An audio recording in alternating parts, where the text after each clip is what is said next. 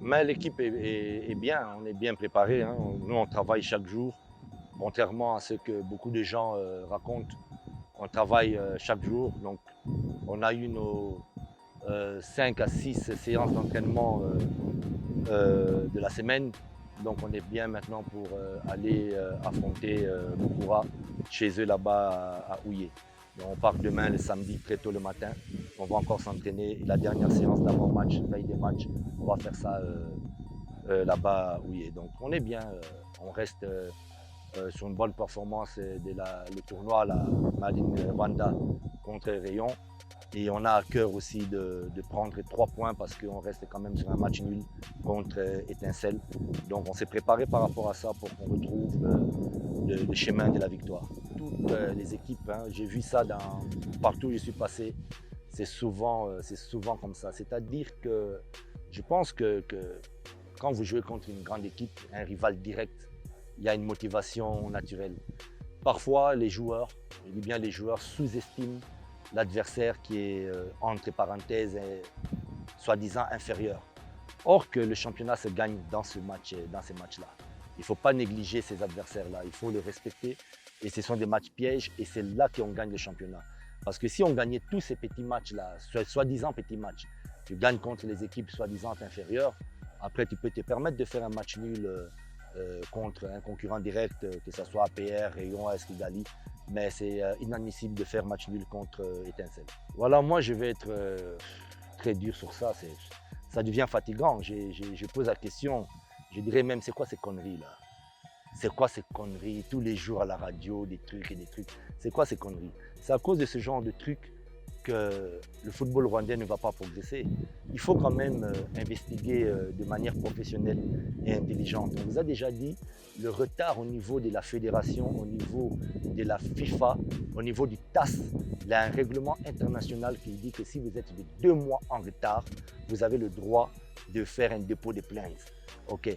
Renseignez-vous si il y a quelqu'un qui est parti au niveau de la fédération, au niveau de la TAS, au niveau de la FIFA, dire que voilà, moi je travaille ici, mais je n'ai pas été payé. Donc il n'y a aucun joueur qui a plus de 2 mois de retard. Sinon, je pense qu'ils ont des droits.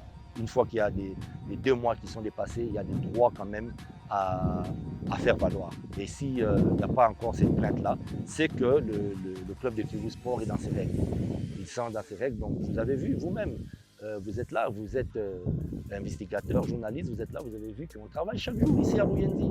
Hein, la porte est ouverte, venez voir, on travaille ici chaque jour sur le terrain, le stade de Ruyenzi. On s'entraîne de 9h30 à 11h, maximum 11h30. Parfois, on a même 2 séances. La deuxième séance, c'est au stade Kigali Stadium. Donc voilà, il faut arrêter ces conneries-là. C'est des polémiques pour rien. Kiyovu Sport se veut un grand club. Et on doit donner les informations. Je crois que dans un grand club comme Kiyovu Sport, il y a un responsable de l'information, un responsable de communication qui, si vous posez les bonnes questions, va vous répondre. Mais si on invente des fausses informations pour créer des polémiques, pour casser la bonne humeur, le bon travail, la bonne entente que nous avons au sein du club, ça, j'ai dit que c'est des grosses conneries et il faut arrêter ça. Vraiment, je ne suis pas content sur ça. Et maintenant, on se demande d'où viennent ces informations. Vous avez vu qu'aujourd'hui, l'entraînement était à huis clos. Et par rapport à tout ce genre d'informations, ces fake news, par rapport à ça, on va faire toute la semaine prochaine à huis clos. Donc, plus personne ne va rentrer ici, plus des journalistes ne vont rentrer ici, parce que c'est intolérable de dire des fake news, des fausses informations.